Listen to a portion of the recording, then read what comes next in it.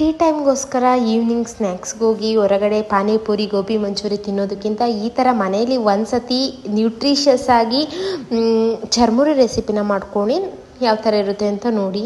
ತುಂಬ ಟೇಸ್ಟಿಯಾಗಿರುತ್ತೆ.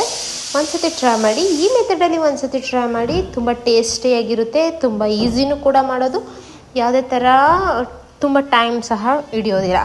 ಈ ರೆಸಿಪಿ ಮಾಡಲಿಕ್ಕೆ ಮೊದಲಿಗೆ ಒಂದು ಮಿಕ್ಸಿಂಗ್ ಬೌಲ್ಗೆ ಸ್ವಲ್ಪ ಕಡಲೆಪುರಿ, ಕ್ಯಾರೆಟು, ಒಂದು ಮೀಡಿಯಮ್ ಸೈಜ್ ಈರುಳ್ಳಿ, ಒಂದು ಮೀಡಿಯಮ್ ಸೈಜ್ ಆಗೋಷ್ಟು ಟೊಮೆಟೊ, ಮತ್ತು ಒಂದು ಸ್ವಲ್ಪ ಲೇಸ್ ಚಿಪ್ಸ್ ಬರುತ್ತೆ ನೋಡಿ, ಆ ಚಿಪ್ಸ್ನ ಹಾಕ್ಕೊಳ್ಳಿ. ನಂತರ ಒಂದು ಮುಷ್ಟಿ ಆಗೋಷ್ಟು ಹುರುಗಡ್ಲೆ ಹಾಕೊಬಿಟ್ಟು ಅದನ್ನು ಸ್ವಲ್ಪ ಉಪ್ಪನ್ನ ಸೇರಿಸ್ಕೊಬಿಟ್ಟು ಚೆನ್ನಾಗಿ ಮಿಕ್ಸ್ ಮಾಡ್ಕೊಳ್ಳಿ.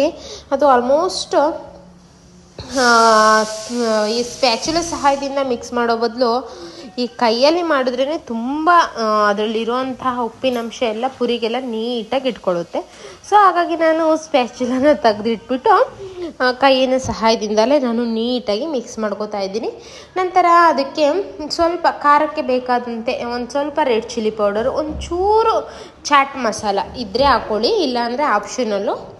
ಸ್ವಲ್ಪ ಎಣ್ಣೆನ ಹಾಕ್ಕೊಬಿಟ್ಟು ಮತ್ತೆ ಒಂದು ಸ್ವಲ್ಪ ಕೈಯಲ್ಲಿ ಚೆನ್ನಾಗಿ ಮಿಕ್ಸ್ ಮಾಡ್ಕೊಳ್ಳಿ.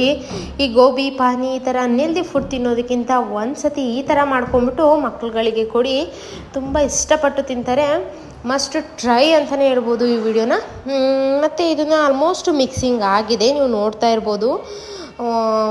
ಡಿಶ್ ಸರ್ವ್ ಮಾಡಿದರೆ ತುಂಬ ಒಂಥರ ಫ್ಲೇವರ್ಫುಲ್ಲಾಗಿರುತ್ತೆ. ಒಂದು ಸತಿ ಈ ಮೆಥಡಲ್ಲಿ ಟ್ರೈ ಮಾಡಿ.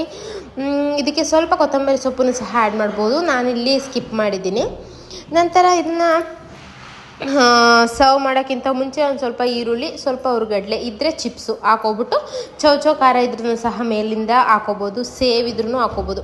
ತುಂಬ ಚೆನ್ನಾಗಿರುತ್ತೆ.